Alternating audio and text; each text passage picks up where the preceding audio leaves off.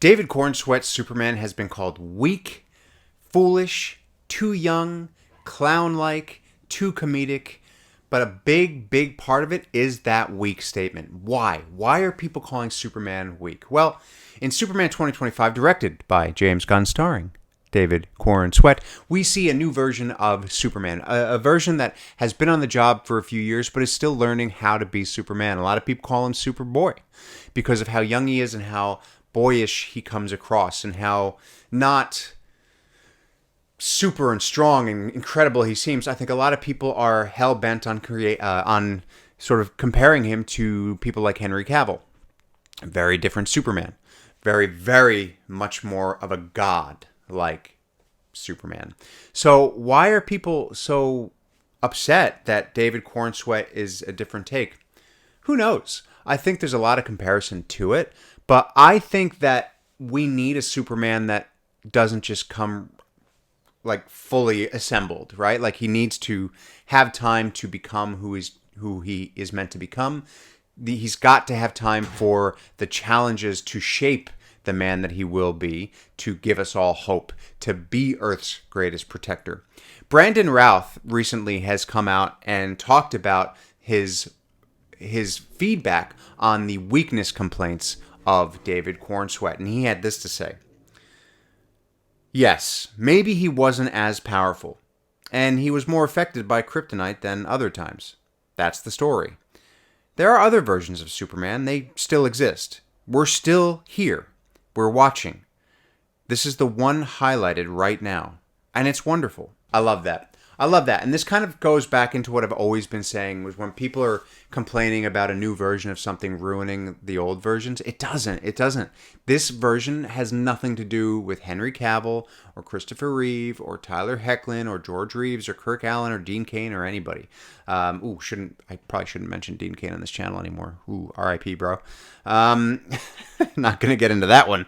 But yeah, so that's the thing. It doesn't ruin anything. You can still enjoy the other characters. But that's the other thing is there are different versions. Now, everybody in every video that I put, not everybody, but a lot of people in every video that I put up, a lot of people always say, James Gunn doesn't understand the story. He doesn't understand the character. It's like, well, there's been over like 80 years. Yeah, over 80 years.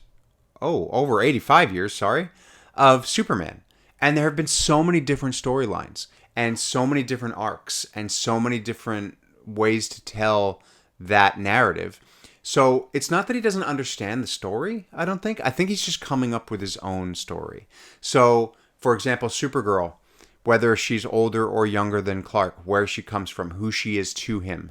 Kal-El. It's not that people don't understand the story, but the story can change. It doesn't have to have the same exact storyline as one particular comic book does, or one particular set of comic books does something. We have the ability to change it as long as the sort of guideline is there. Like, sure, Kal-El as a baby was sent to Earth by his parents from Krypton because Krypton was exploding, was being destroyed, was whatever. That's the basic premise of it. He grows up, gets raised on a farm in Smallville, grows up to be Earth's greatest protector, Superman. What the storyline in between there is and how that comes to play, totally up to whoever is writing it, directing it, or acting in it. All right? So it's like we don't need the same Superman that we've had 1,000 times before, because we've never had the same Superman that we've had 1,000 times before. We've had 1,000 different types of Superman. Exaggerating, not actually 1,000 probably, but you know what I mean. So it's really interesting that Brandon Routh has actually said, like, he watched this movie and he cried like several times during it. So like he's a fan. So if like a previous Superman can be a fan, I feel like everybody can be a fan. Like I feel like that's okay. But yeah, I guess that's my belief on it, is that it doesn't have to be like an all powerful god. Like he has time to gestate. Right, he has time to become Superman as like we know eventually, where he is pretty much unstoppable, or he is really strong, or really, just not even passionate, because this guy has passion for days. David Corenswet has passion for days. Like the thing is, people always complain that Superman is too strong. But what we finally got was a Superman that is strong, but also has struggles with his morality, has struggles, keeping up with certain challenges, that can be beaten by certain things. I thought that was exciting. It actually gave us stakes. Like, we had stakes in a Superman movie. Yes, of course, we've had stakes before, but are they really... They're not really stakes for Superman. This is the first time that I can remember that the stakes were, like, for Superman and not, say, necessarily the world, right? Because Man of Steel, of course, Zod comes down ready to take over the world. Superman, 1978, Gene Hackman is trying to, gain land and property and real estate. And, of course, there's the scene with the kryptonite and everything. In every movie and everything, there's a weakness that Superman has to overcome. But even but it's mostly... It's the world that's at stake here. And yes, you can make that argument that with the multiverse and the black hole and everything, the world could be at stake in Superman 2025. But really, Superman was being challenged for him. Like, it was him that was at stake, right? We saw some sacrifices, but they were all geared toward what is Superman going to do about himself, rather than what is Superman going to do about sort of saving the world. Of course, there are going to be aspects in there of that, but it was more geared toward him. And I really do like that. Like, I think that was a really cool, different take. But that's I thought that was interesting that Brandon Routh kind of came to sort of, he